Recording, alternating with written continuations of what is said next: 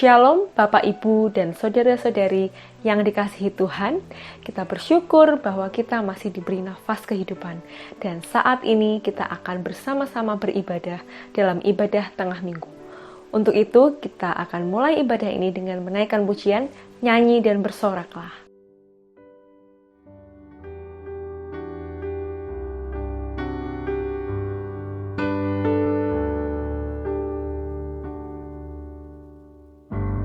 Yesusku, penyelamatku, tiada yang seperti Engkau.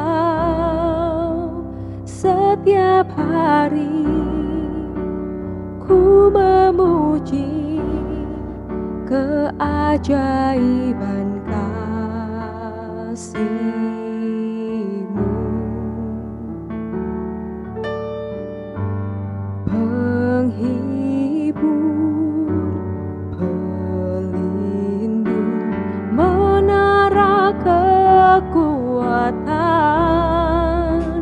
Biarlah semua yang bernafas tak berhenti menyembah-Mu. Nyanyi dan bersoraklah bagi Dia, pujian, hormat, kuasa bagi Raja. Gunung tunduk, laut bergelora mendengar nama-Mu. Ku bersuka atas perbuatan-Mu, selamanya ku kasihi Engkau Tuhan. Tiada janji seperti yang ada padamu.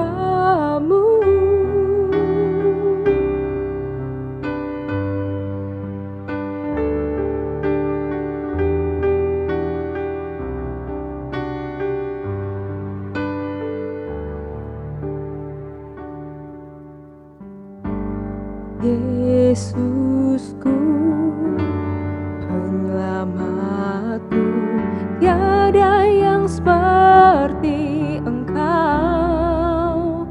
Setiap hari ku memuji keajaiban kasih.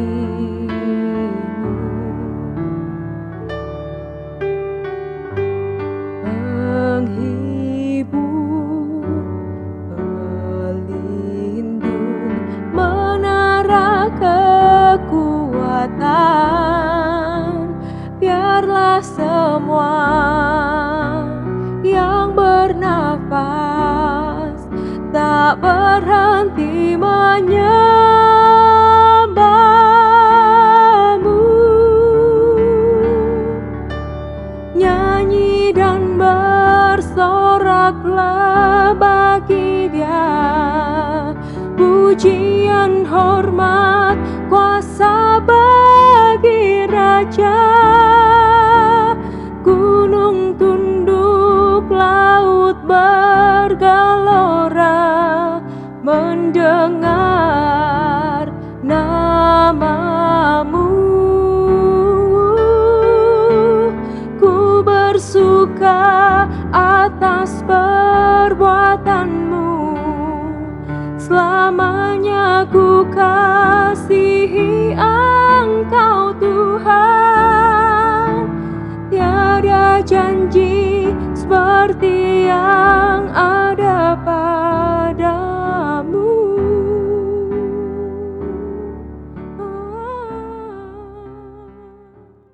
Mari kita berdoa.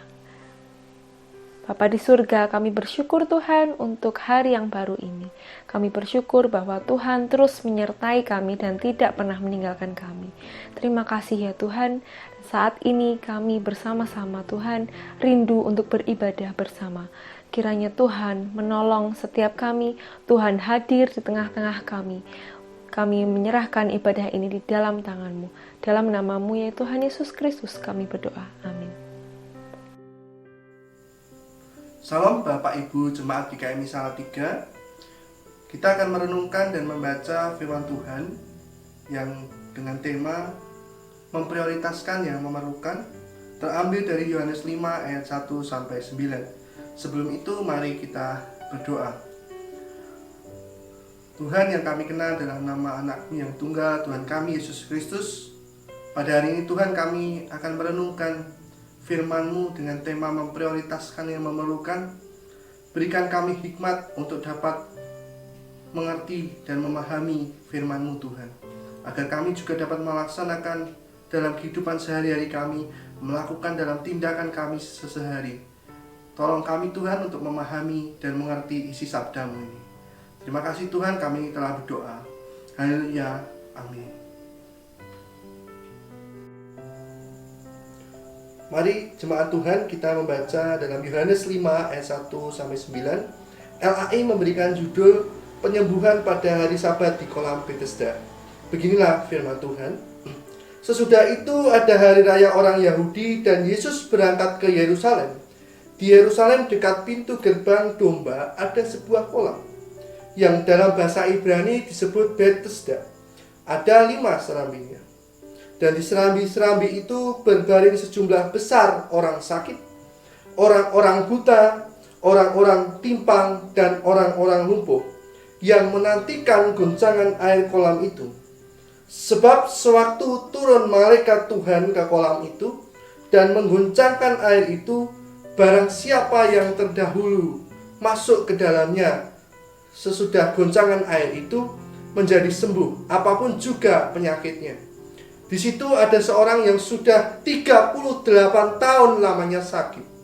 Ketika Yesus melihat orang itu berbaring di situ, dan karena ia tahu bahwa ia telah lama dalam keadaan itu, berkatalah Yesus kepadanya, "Maukah engkau sembuh?" Jawab orang sakit itu kepada Yesus, "Tuhan, tidak ada orang yang menurunkan aku ke dalam kolam itu apabila airnya mulai goncang, dan sementara aku menuju ke kolam itu, orang lain sudah turun mendahului aku." Kata Yesus kepadanya, "Bangunlah, angkatlah tilammu dan berjalanlah."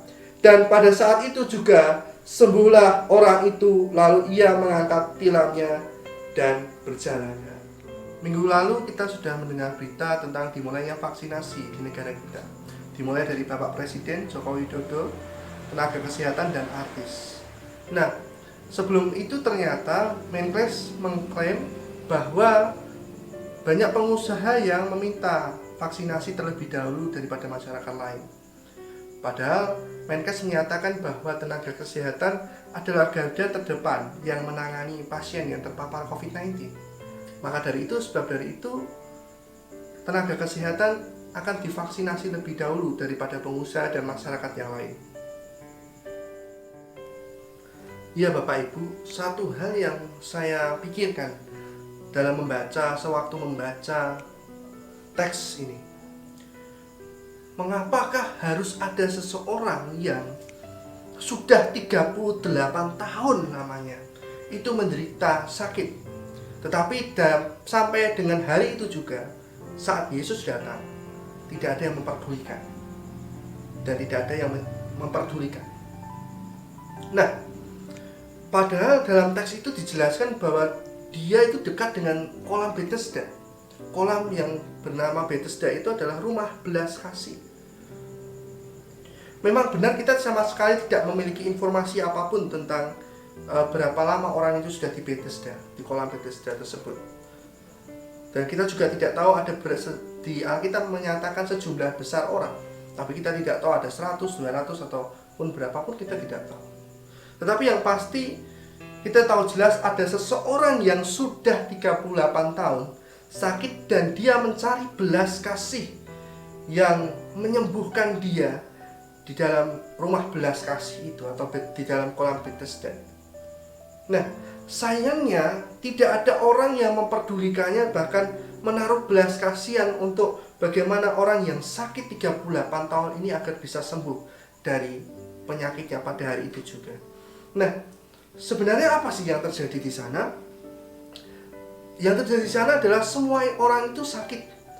Orang yang berkumpul di kolam Bethesda adalah orang yang sakit dan mereka ingin sembuh. Tetapi lebih lagi orang-orang ini tidak lagi memikirkan orang-orang yang lain yang mungkin jauh lebih menderita sakitnya daripada dirinya sendiri. Sewaktu seseorang itu hanya memikirkan dirinya sendiri, kesembuhannya sendiri, apa yang menyenangkan dirinya sendiri, dan acuh tak peduli terhadap mereka yang mungkin jauh lebih menderita dibandingkan dirinya itu. Nah, pertanyaan yang muncul dari sini adalah bagaimanakah caranya kita untuk memprioritaskan yang memerlukan itu?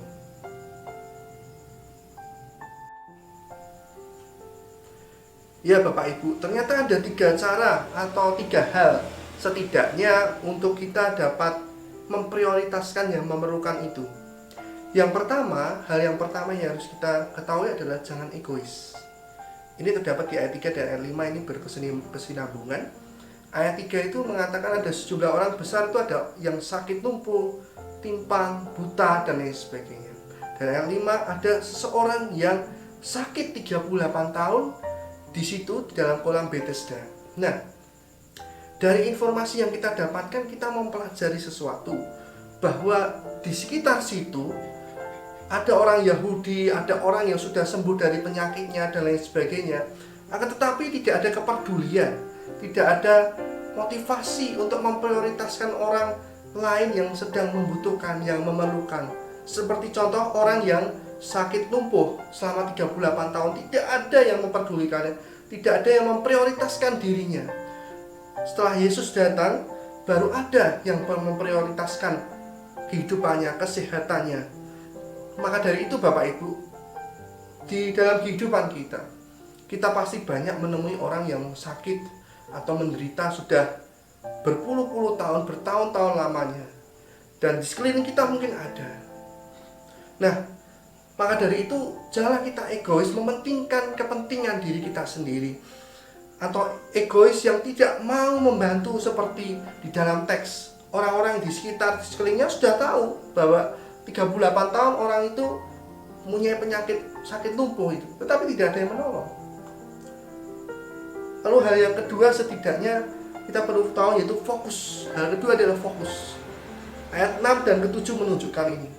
Ayat 6, ketika Yesus itu melihat orang itu berbaring di situ, dan karena ia tahu bahwa ia telah lama dalam keadaan itu, berkatalah Yesus kepadanya, maukah engkau sembuh? Itu ayat ke-6. Yesus ini luar biasa menurut saya, karena mau menyentak semua orang Yahudi, semua orang yang sudah sembuh dari penyakit di kolam Bethesda itu, mau menyentakkan loh. Kenapa 38 tahun orang itu sudah berpenyakit seperti itu tidak ada yang memperdulikan, tidak ada yang memprioritaskan orang yang seperti itu memerlukan bantuan. Maka dari itu Yesus membantu dia dengan mengatakan, maukah engkau sembuh? Tetapi mengagetkan, di ayat ke-7 jawaban si orang lumpuh ini mengagetkan sekali. Itu dia menjawab kepada Yesus bahwa Tuhan, tidak ada orang yang menurunkan aku ini. Sementara ketika aku menuju ke kolam itu, sudah orang lain yang mendahului aku. Mengagetkan sekali jawaban orang yang sakit ini.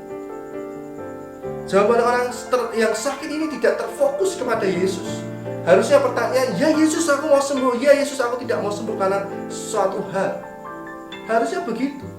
Tetapi orang itu mengagetkan sekali. Nah, dari sini kita mau belajar bahwa kita mau berfokus. Berfokus apa? Itu tadi, bahwa kita harus memenuhi, memprioritaskan, menolong, memperdulikan seseorang yang membutuhkan pertolongan kita. Seperti yang Yesus telah dengan, maukah engkau sembuh? Maukah engkau menerima pertolongan dariku? Kalau kita yang melakukan setiap hari dalam kehidupan, maukah engkau tolong? Itu Bapak Ibu. Maka dari itu kita berteladan kepada Yesus dan orang kusta ini kita belajar bahwa kita harus berfokus pada sebuah pertolongan yang memprioritaskan yang memerlukan orang tersebut kita bantu. Lalu hal yang ketiga adalah kemauan. Ini terdapat di ayat 8 dan 9, ayat yang terakhir. Kata Yesus kepada orang lumpuh itu bahwa bangunlah, angkatlah tilammu dan berjalanlah.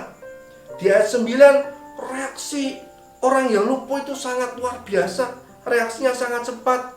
Dia bangun, berjalan dan mengangkat tilamnya. Luar biasa. Ini adalah sebuah kemauan dari seseorang itu bahwa saya mau sembuh.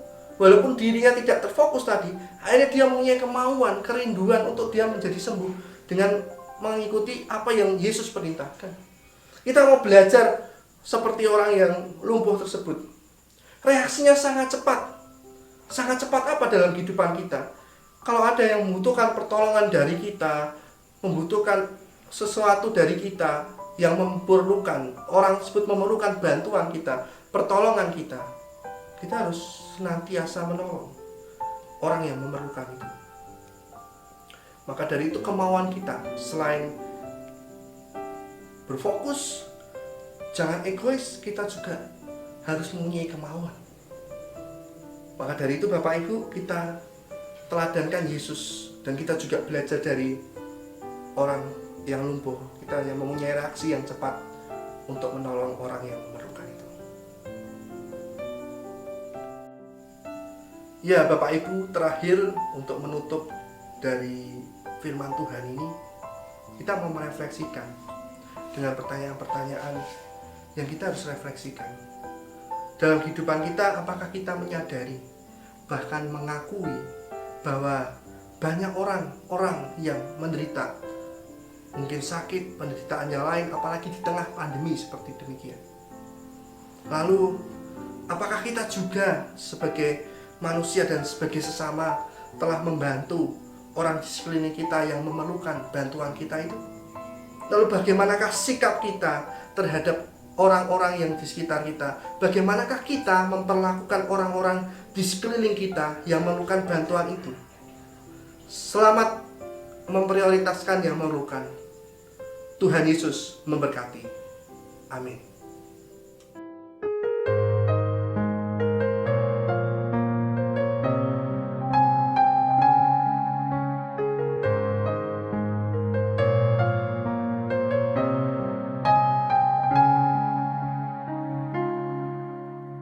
Apa yang kau alami kini mungkin tak dapat engkau mengerti. Cobaan yang engkau alami tak melebihi kekuatanmu. Tuhanmu tak akan memberi ular beracun pada yang minta roti.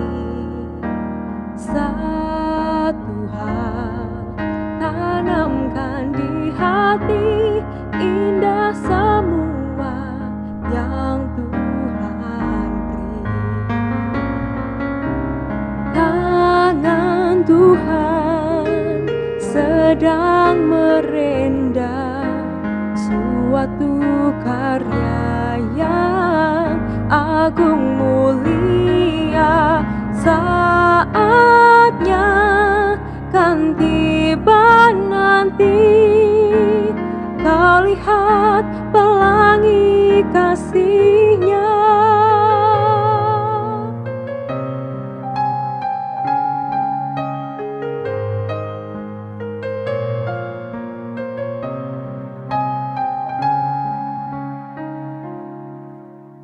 Tuhanmu tak akan memberi ular beracun pada yang minta roti.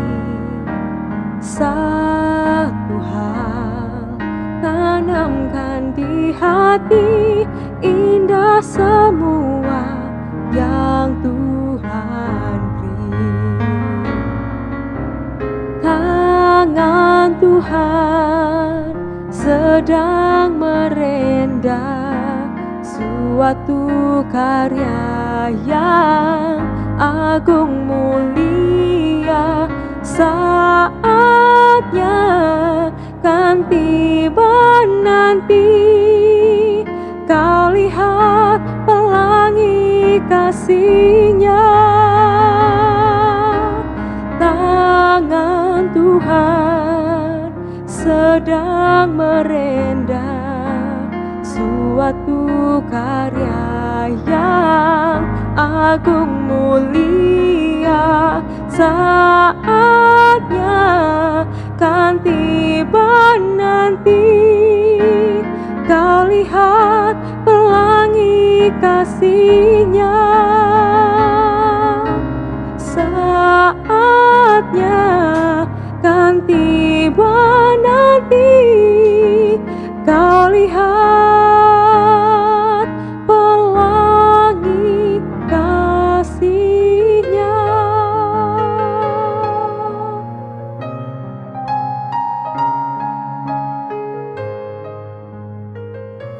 Mari Bapak Ibu, kita akan menaikkan pokok-pokok doa syafaat kita. Mari saya akan pimpin di dalam doa. Mari kita berdoa. Tuhan yang kami kenal dan sembah dalam nama anak-Mu yang tunggal, Tuhan kami Yesus Kristus. Tuhan, pada hari ini kami mau menaikkan pokok-pokok doa syafaat kami. Pokok doa yang pertama kami adalah jemaat yang terpapar COVID-19 dan sedang isolasi mandiri Tuhan. Tuhan, Engkau jamah jemaat-Mu yang mengalami sakit COVID-19 dan sedang isolasi mandiri di rumah. Kiranya melalui makanan, obat-obatan yang dikonsumsi dapat menjadikan pulih kembali seperti sedia kala. Engkau juga mengerti apapun pergumulan jemaat-Mu yang sedang menjalani isolasi mandiri di rumah. Apa yang dibutuhkan dalam proses penyembuhan COVID-19, kiranya Engkau menjamah, menyembuhkan, memulihkan Tuhan, agar jemaat-Mu kembali pulih dan bisa bersama-sama kembali dengan keluarga, dan juga bersama-sama dengan kami untuk bersekutu di dalam gereja. Dan kami juga mengingat Tuhan, pokok kami yang kedua, pokok doa kami yang kedua adalah tentang gereja kami, gereja GKMI Salatiga. Walaupun kami secara fisik kami tidak bertemu Tuhan, tapi ibadah tengah minggu ini Tuhan memberkati, Tuhan menjamah kami agar kami dapat tetap beribadah, tetap bersekutu, tetap berkumpul walaupun bersama keluarga, tetapi kami merasakan kehadiran Tuhan yang luar biasa. Kami juga berdoa untuk hamba-hamba Tuhan yang ada di GKMI Salatiga, Ibu Pendeta Endang Ayu, Bapak Pendeta Muda Paulus Dian Prasetya, Bapak Darsono, Bapak Antoni Kelia. Engkau yang menjamah dan memberikan kesehatan di tengah situasi pelayanan dan kondisi yang semakin memburuk Tuhan di dalam pandemi ini. Kiranya Engkau menjamah mereka untuk semakin giat melayani kami sebagai jemaat. Dan kami juga berdoa Tuhan, mengingat juga kota kami Salatiga yang akhir-akhir ini selalu bertambah Tuhan. Kiranya Engkau menjamah kota kami Salatiga, agar kota kami ini lekas corona menghilang dari kota kami. Lalu kota kami menjadi hijau kembali Tuhan, dan menjadi kawasan yang ramah terhadap corona dan tidak ada corona lagi Tuhan. Engkau yang menjamah, Engkau yang melawat semuanya Tuhan. Doa-doa kami yang telah kami panjatkan di dalam nama anak-Mu yang tunggal, Tuhan kami Yesus Kristus. Kami telah berdoa Tuhan, kami naikkan pokok-pokok doa ini di dalam nama Tuhan Yesus Kristus. Kami telah berdoa. Haleluya. Amin.